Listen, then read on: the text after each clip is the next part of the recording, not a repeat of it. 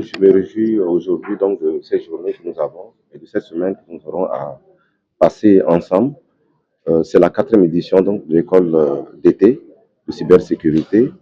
Dans la première édition, nous avons eu à sensibiliser, n'est-ce pas, donc la société sur les risques de la cybersécurité. La deuxième et troisième édition, nous avons travaillé sur ce qu'on appelle donc les interfaces de programmation pour être beaucoup plus précis, les menaces en termes dans le domaine bancaire, les API pour être beaucoup plus technique.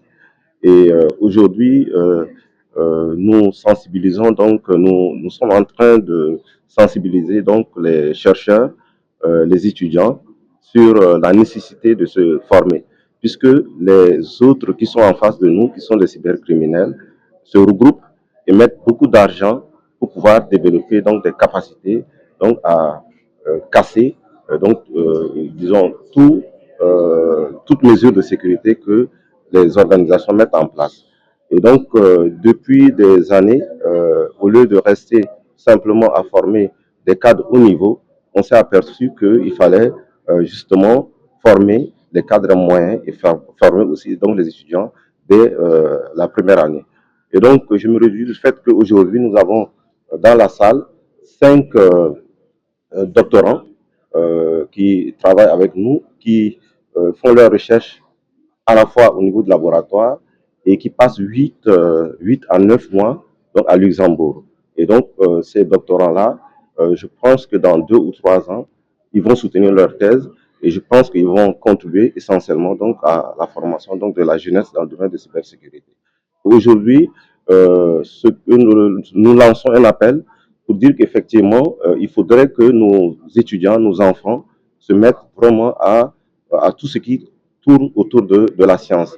On ne peut pas parler de cybersécurité si vous ne maîtrisez pas les concepts mathématiques. Et c'est important, ce n'est pas parce que je suis prof de mathématiques, mais moi-même, grâce aux mathématiques, j'ai pu faire une thèse en télécommunication et c'est un outil aujourd'hui. Et donc, il est essentiel pour nos enfants de comprendre que s'ils veulent comprendre le monde de demain, c'est bon de se lancer au moins dans les sciences. Et l'intelligence artificielle aussi, je disais à un collègue tout à l'heure, on ne peut pas faire de l'intelligence artificielle si on n'a pas les bases en sciences. Et effectivement, il faudrait que nos étudiants comprennent ça. C'est difficile dès le départ, mais il suffit simplement de s'y mettre donc, pour pouvoir y arriver. On est à l'ère de la révolution numérique. Donc, cette révolution numérique engendre des avantages, mais aussi des inconvénients. Vous savez, le numérique est partout. Depuis les finances, en passant par la santé, par l'administration. Donc, ça nous permet de faire des raccourcis. Donc, c'est des opportunités, mais aussi, il y a des menaces qui sont là, du type cyber.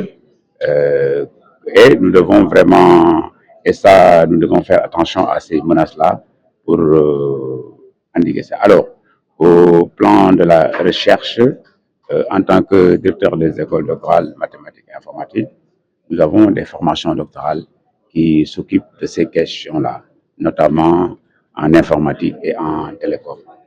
Mais je voudrais ajouter aussi une chose.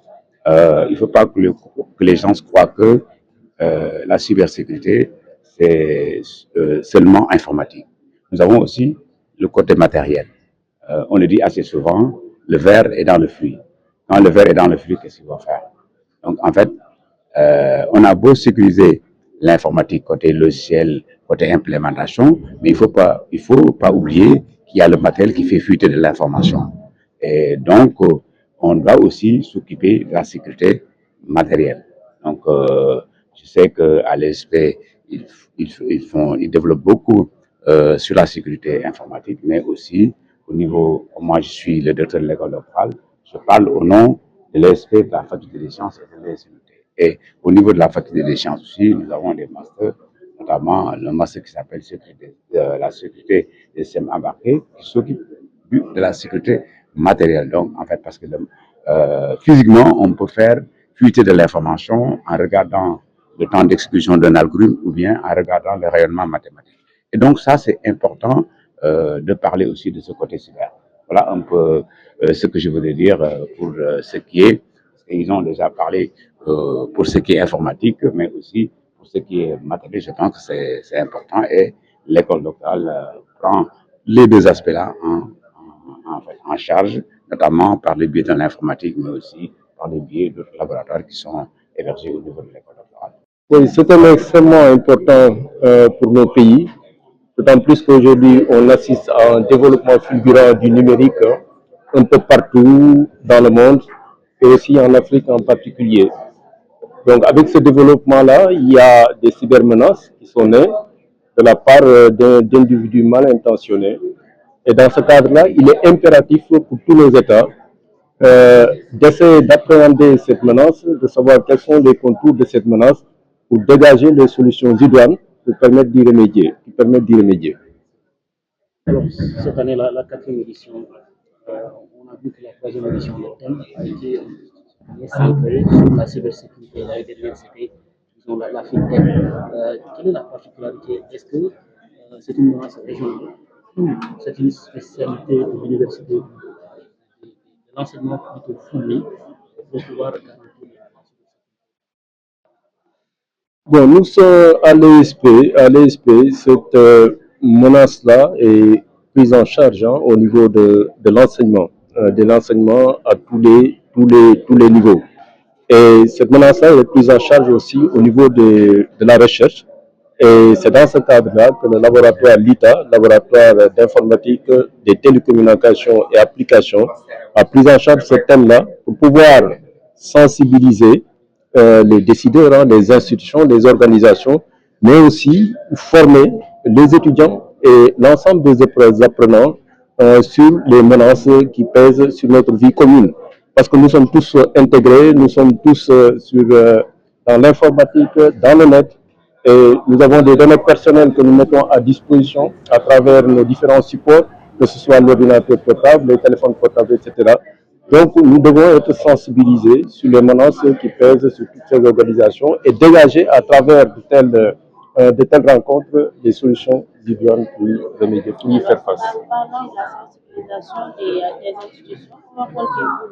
Comment comptez-vous procéder pour bien sensibiliser les agents administratifs par rapport afin de renforcer les capacités en matière de cybersécurité?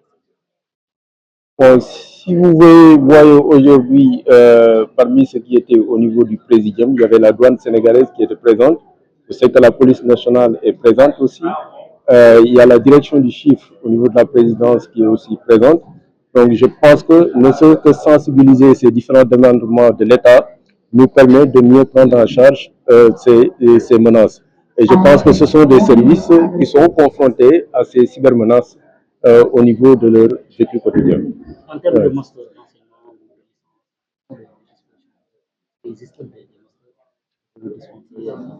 Oui, à l'ESP, nous avons un master et un diplôme d'ingénieur de conception. Bon, il y a bien sûr un tronc commun avant, mais après, il y a des spécialisations, dont la cybersécurité.